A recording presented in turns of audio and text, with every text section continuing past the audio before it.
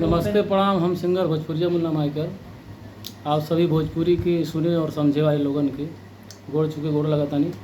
और आज हम आए हैं खलीलाबाद नीरज स्टूडियो पे। हमारा देवी गीत का शूट है। देख सकते हैं कि कितने सिंगर लोग यहाँ पे इकट्ठा हुए हैं। और ये हैं हमारे बड़े भैया नीरज जी। कुछ बोलिए भैया। नमस्कार भाई लोग। नवरात्र के गीत आवा था भाई के प्यार दुलार दिया लोगन। बहुत बहुत धन्यवाद भैया। अभी इसका 2 दिन में शूटिंग हो जाएगा। लगभग कोशिश है कि नवरात्र के दिन ही इसको लॉन्च कर दिया जाएगा यूट्यूब चैनल पर।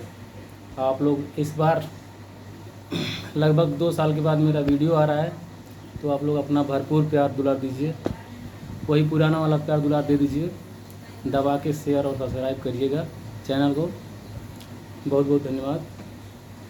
मिलते हैं शूट के टाइम पर।